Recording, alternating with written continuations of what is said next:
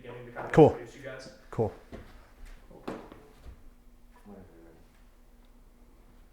Ready? Okay. My name's Austin Eubanks, and I was a junior at the time of the tragedy and 17 years old. I met Austin when I was about 17. He was 19 then. We just clicked right away, and we had a lot of great times. Eubanks knows Austin Eubanks the way few people did. He was not so much as the person he was on TV. He wasn't so serious. He was always wanted everyone's acceptance. Once his wife, she saw his struggle with addiction firsthand. He was always working on the addiction matter in his life. And it never stops being a struggle. I don't think addiction is something you can just stop struggling with one day. It's always a work in progress.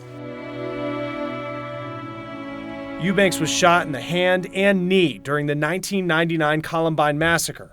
He told us in April his addiction started when doctors prescribed him drugs to treat his physical pain. I turned to substances to cope. I thought that was the answer for me. To many in the public, it seemed Austin found the hard-fought answer to addiction. He often spoke to crowds about his journey. In a way, it's harder for people as well, I think, when they're so publicly involved, to go and seek the help that they need. And there was so much pressure put on him to be this perfect person in the eyes of the world that he didn't feel like he could actually go and get the treatment when he did go back to it. Ami and Eubanks separated about 8 years ago, but she says they spoke almost daily.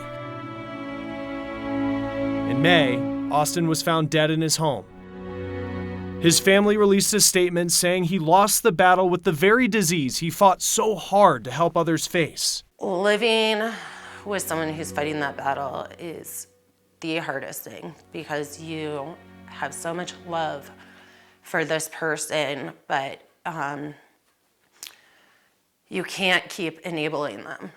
And if they don't seek the proper kind of help, then you have to let them get help themselves. And you can love them and support them from afar, and don't give up on them.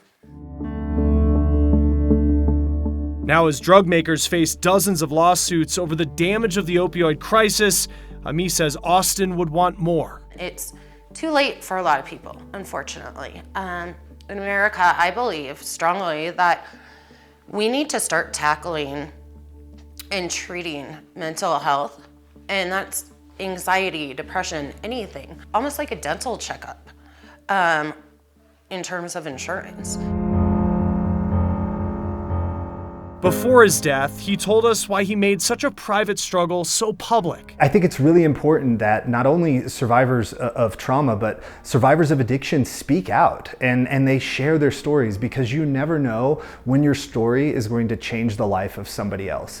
And for me, that's what motivates me to do this work. Something Ami says he's done well.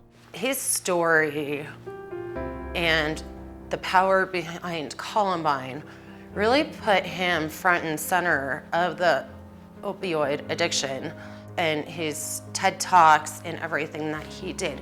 He brought a complete level of awareness and helped so many people, which I've read their comments and how he helped them shape their lives, and it just brought me tears of joy. I think you got enough in there to cut it down. So yeah, for sure. Yeah, that was great. Cool.